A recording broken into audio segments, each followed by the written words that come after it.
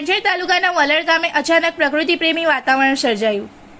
કરજણના વલણ ગામે સસ્ટેના ગ્રીન કંપનીમાંથી છોડ અને પર્યાવરણ સંરક્ષણ માટે કાર્યરત નિરીક્ષકો ગામની મુલાકાતે પધાર્યા હતા. આ મુલાકાતનો મુખ્ય હેતુ ગામમાં હરિયાળી વધારવા, વૃક્ષારોપણ માટે જાગૃતિ લાવવા અને પ્રકૃતિ સાથે સંતુલિત જીવન જીવવા માટે લોકોમાં પ્રેરણા ફેલાવવાનો હતો.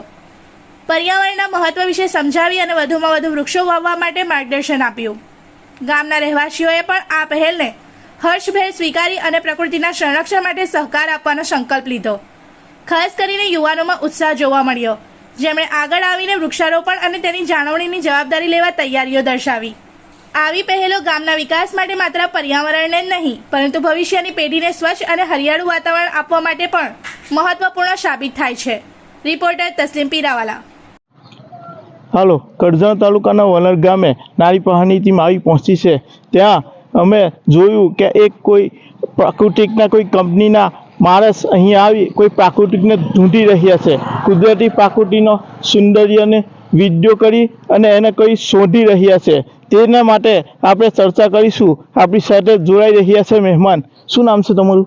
મારું નામ પાર્થ વ્યાસ છે.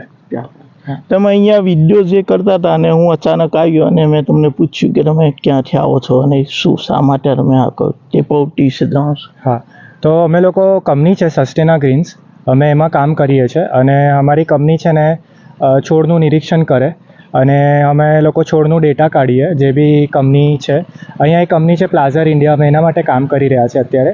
તો જેટલા બી છોડ છે આજુબાજુ, જેટલા બી વાતાવરણમાં છોડ છે, પછી પશુ છે, પક્ષીઓ છે, એનું અમે નિરીક્ષણ કરીએ અને અમે લોકો એનું રિપોર્ટ બનાવીએ.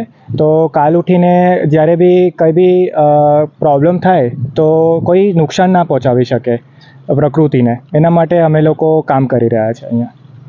અને આ વલણ ગામ છે, બીજું તમે ક્યાં ક્યાં તમે પ્રવાસ કરી આ પ્રકૃતિ માટે? એટલે અમે લોકો ઘણા બધા ગામ ફર્યા છે આજુબાજુ અને અમને ગામનું નામ તો નથી ખબર એક્ઝેક્ટલી, પણ અમે જેટલી બી અહીંયા 2 કિલોમીટરની રેડિયસમાં જેટલા બી ગામડા છે અમે બધા ગામડામાં ગયા છે અને નિરીક્ષણ કર્યું છે અમે લોકોએ. જેમાં આપણે પ્લાઝર ઇન્ડિયાની આજુબાજુ બી જેટલા ગામડા છે એમાં બી અમે ગયા છે અને જેટલા અહીંયા ઘણી બધી શું કહેવાય એગ્રીકલ્ચર ફિલ્ડ છે, અમે લોકો ત્યાં બી ગયા છે. બીજું કોઈ એટમોસ્ફિયર વાતાવરણ હોય, ગ્રીનરી હોય એવી જગ્યાએ પણ તમે જાઓ છો? હા, અમે લોકો ગયા છે. આપણું જે સારું ઇન્ડિયાનું એક વસ્તુ એ છે કે ગ્રીનરી બહુ છે અહીંયા, પણ અત્યારે જે રીતે ડેવલપમેન્ટ થાય છે આપણા ઇન્ડિયામાં એના કારણે ગ્રીનરી ઓછી થતી રહે છે. તો ખાસ કરીને અમે લોકો ધ્યાન રાખીએ કે જે બી ગ્રીનરી એરિયા હોય અમે લોકો ત્યાં જઈને સારી રીતે નિરીક્ષણ કરીએ. તો એવા છોડ છે જે માણસો માટે, જે આપણા માટે કામ ના હોય અને જેને કાઢતા આપણને નુકસાન પહોંચશે, એનું આપણે ધ્યાન રાખવું. શું નામ છે તમારું? અમારું નામ મારવાડી પિયુષ છે. તમે ક્યાંથી આવો? અમે પણ સસ્ટેના ગ્રીનથી જ આવીએ છીએ અને અમે પ્રાણીઓ અને પક્ષીઓનું નિરીક્ષણ કરીએ છીએ સેમ જગ્યા પર જ્યાં આ લોકો કરે છે. Hi friends, what's your name? My name is Albert. I'm from Papua New Guinea. How is feeling that this Prakriti in the atmosphere for the village? It feels great. The place is cold, but in terms of climate and all, it's hot. It's quite hot. Are you working in companies? Sorry? Are you working in company? It's for the company? Yes. I'm working for the Sasena Greens as internship. Yeah. શું નામ છે તમારું? મારું નામ દિવ્યા જાદવ છે અને હું સસ્ટેના ગ્રીન્સની interns છું. તમે પર આ રીતે કામ કરો છો? હા, હું સ્ટુડન્ટ છું અને અટાણે આમાં ઇન્ટર્નશિપ કરું છું.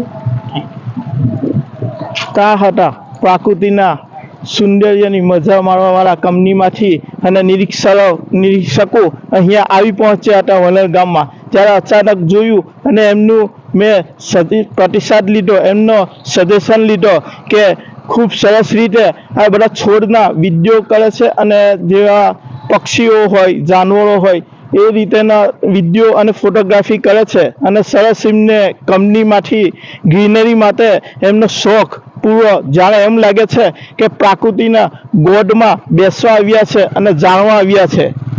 જોતા રહો નારી પહાડ ન્યૂઝ રિપોર્ટર તસ્લીમ પીનાવાલા. इस वीडियो को लाइक करें, हमारे चैनल को सब्सक्राइब कर बेल आइकन जरूर प्रेस करें हमारी न्यू वीडियो सबसे पहले देखने के लिए।